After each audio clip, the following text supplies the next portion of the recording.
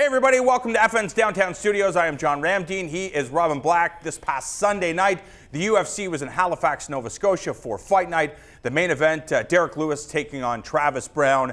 And Travis Browne seemed to have Derrick Lewis hurt with those kicks to the body, but Derrick Lewis showcasing his toughness and then finding his opportunity to land a debilitating shot that sent Travis Browne to the ground. Why? It seemed like Travis Browne was playing the patient game. Eventually, I'm going to break this guy down over 25 minutes. Why do you believe he didn't rush after him when he was obviously hurt? Yeah, well, if you do rush after him and you end up on the bottom and you get beat up and it's over in round one, we'd all be like, dude, why weren't you patient? You had him hurt.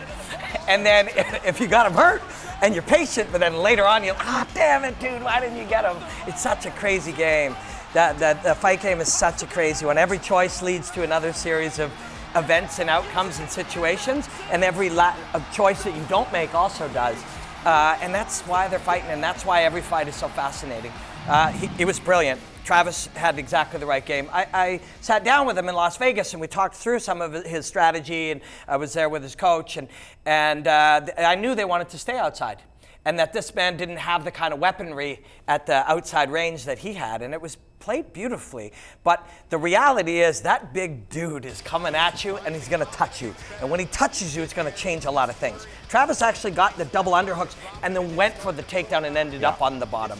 That was a bit of a drag for him because it's like, oh man, we're doing everything right. Not only did I get touched, but now this dude's like on top of me and he weighs almost 300 pounds. So really exciting heavyweight fight, really exciting fight. And that's a real legit win for Derrick Lewis. When you say Travis Browne's looking for the body lock, looking to get the fight down to the ground, is that the right choice? Because if you do that, aren't you also expecting you could get reversed, you could get swept, and will you be able to, if Derrick Lewis is on top of you, are you able to get back to a defensive position? I don't think he was planning on playing that body lock down. It was another thing we looked at when I was breaking the fight down with him, and it was the fact that this man is able to reverse people in ways that are unanticipated, using straight arms and just a little bit of leverage and moving his weight.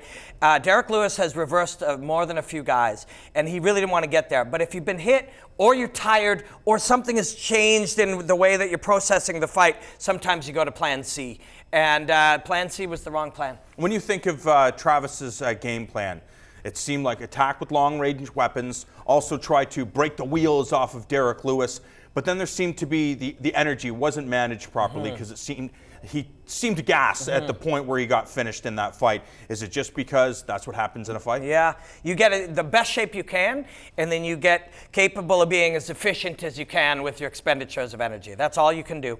And you deal with the realities and this is dealt with in the gym, doing those hard Shark Tank style rounds where there's a fresh guy and a fresh guy and a fresh guy. You learn to deal with the reality of the fact that your body is turning against you and your body's not doing the things, and you just teach yourself to have the will to deal with it, which is what Travis was exactly doing when the big old Derrick Lewis, you really got to credit Derrick Lewis. You really do, man. That's a tough first round. Yeah. Real tough first round. Probably never been hit that way. Never mind the second time and never mind the third time. And if he is to be believed that he was concerned about his bodily functions failing him, first of all, you shouldn't be concerned about that. In a fight, if you happen to poop yourself, that's a drag, but we got to keep fighting. But he'd probably never dealt with that in his life, and he dealt with it very, very well, made some real adjustments, and went after him in round two. A very impressive performance by Derrick Lewis. We'll talk about him more in a second. For Travis Browne, we saw Ricky Lundell and Ray Sefo in his corner, but we associate him with Edmond Tarverdian.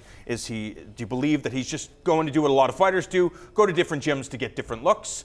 Or do you believe this is a move he'll stick with in the future? I believe that, when we saw him, he had a couple training partners that he brought over from Ray's gym. And Ricky's a great mind. Ricky's a very, very smart guy. And I think that combination's great for him. I also think that we have a natural tendency to just believe things and they snowball. And I think the idea that Edmond is the worst coach ever is just something that everybody is saying. There is bad evidence in moments of him cornering. which is why he's probably not cornering Travis. But as far as being a coach in his mind and his knowledge and the way that he shares ideas, I think Travis still really likes him. He had recommended to me to go train with Edmund when I was in LA, and I was going to do it because I want to train with this man myself. I don't want to believe what everybody believes just because that's what's said. However, it is difficult to deny that he had a bad couple of cornering rounds with Ronda and with Travis, so maybe he's pulled back from cornering for a bit. But this man teaches boxing and kickboxing. It's what he does with his life. The fact that the whole world has decided to hate him shouldn't affect that man. And when I'm in LA, I want to go train with Edmund and see for myself. An outstanding performance by Derrick Lewis, pushed into the deep end of the pool, and he is swimming very, very well with the very dangerous sharks in the water. Now it's only big name fights I would expect for Derrick Lewis. When you look at the top end of that division and you look at some of the fighters that are above Travis Browne, I think one of the fights we look at is the winner of Alistair Overeem and Mark Hunt that goes down at UFC 209. You have Cain Velasquez in there, the former heavyweight champion. We know Stipe is taking on Junior Dos Santos. Stefan Struve, we're unsure what's going on with him. Right now, a lot of options for Derrick Lewis. It's true, and there's a couple of other good young guys coming up as well. They're only going to get tougher from now. But Travis Browne is a very, very legit elite heavyweight, and that's a very, very legit elite win. So you're going to get somebody above. I was talking, Morgan Campbell is a boxing guy at the Toronto Star, and he was at the gym this morning, and we were talking. He's like, hey, man, that big dude is pretty agile. And I said, there's other agile big dudes in the game, like Mark Hunt. And all of a sudden, you're thinking the winner of Hunt Overeem is a fight that makes sense. But damn, that's a hard fight. That is a very Travis Browne's a hard fight. Exactly. They're all hard now. And the thing about this big man is he's up for it. There's no doubt about it.